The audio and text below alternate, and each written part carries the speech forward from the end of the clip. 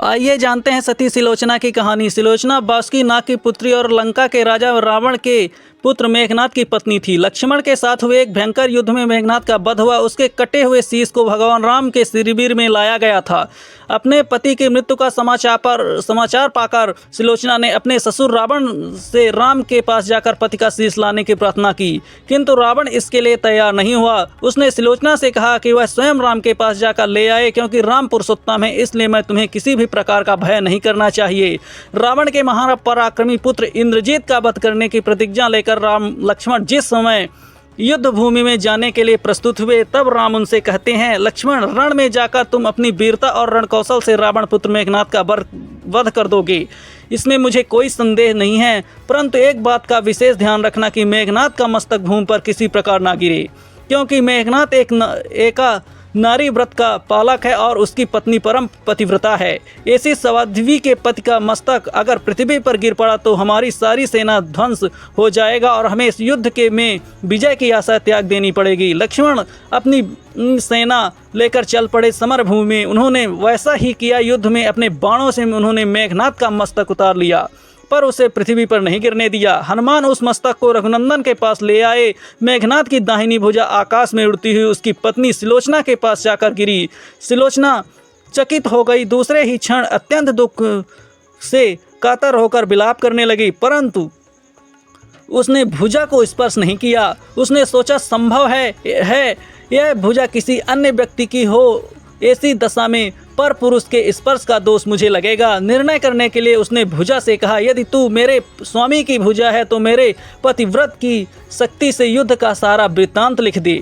भुजा में दासी ने लेखनी पकड़ा दी। लेखनी से लिख दिया, प्राण प्रिय है, यह भुजा मेरी ही है। युद्ध भूमि में श्री राम के भाई लक्ष्मण से मेरा युद्ध हुआ। लक्ष्मण ने कई वर्षों से पत्नी अन्न और निंद्रा छोड़कर रखी है। वे तेजस्वी तथा समस्त दैवी गुणों से संपन्न हैं। संग्राम में उनके साथ मेरी एक नहीं चली। अंत में उन्हीं के बाणों से विद्ध होने से मेरा प्राणांत हो गया। मेरा शीश श्री राम के पास है। पति की भुजा लिखित पंक्तियां पढ़ते हुए सुलोचना व्याकुल हो गई। पुत्र वधु के विलाप को सुनकर लंकापति रावण ने आकर कहा, शोक न कर पुत्री, प्रातः होते ही सहस्त्रों मस्तक मेरे बाणों से कट कट कर पृथ्वी पर लौट जाएंगे। मैं रक्त की नदियाँ बहा दूंगा। करुण चित्कार करती हुई सुलोचना बोली, पर इसमें मेरा क्या लाभ होगा पिताजी? सहस्त्रों नहीं, करोड़ों शीश भी मेरे स्वामी के शीश के अभाव की पूर्ति नहीं कर सकेंगे। सुलोचना ने विश्व की निश्चय किया कि मुझे अब सती हो जाना चाहिए, किंतु पति का शव तो राम के दल में पड़ा हुआ था, फिर वह कैसे सती होती? जब उसने अपने ससुर से अपना अभिप्राय कहकर अपने पति का शव मांगने के लिए कहा, तब रावण ने उत्तर दिया, देवी, तुम स्वयं राम दल में जाकर अपने पति का शव प्राप्त करो। जिस समय बाल ब्रह्मचारी हनुमान, परम जितेंद्रीय लक्ष्मण तथा एक पत्नीवती भगवान श्री राम विद्यमान है, उस समाज में तुम्हें जाने से डरना नहीं चाहिए। मुझे विश्वास है कि इन सत्यों महापुरुषों के द्वारा तुम निराश नहीं लौटाई जाओगी। सुलोचना के आने का समाचार सुनते ही श्री राम खड़े हो गए और स्वयं चलकर सुलोचना के पास गए और बोले, देवी, तुम्हारे पति विश्व के अत्यंत योद्धा और पराक्रमी थे। उन्होंने बहुत से सद्गुणों थे, किंतु विधि की लिखी को कौन बदल सकता है? आज तुम्हें इस प्रकार देखकर मेरे मन में पीड़ा हो रही है। सुलोचना भगवान की स्तुति करने लगी। श्री राम ने उसी बीच में ही टोकते हुए कहा, देवी, मुझे लज्जित ना करो। पतिव्रता की महिमा अपार है, उसकी शक्ति की तुलना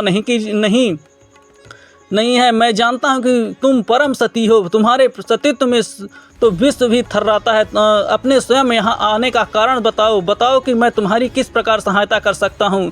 सुलोचना ने अश्रुपूर्ति नयनों से प्रभु की ओर देखा और बोली, राघवेंद्र, मैं सती होने के लिए अपनी पति का मस्तक लेने के लिए यहाँ पर आई हूँ।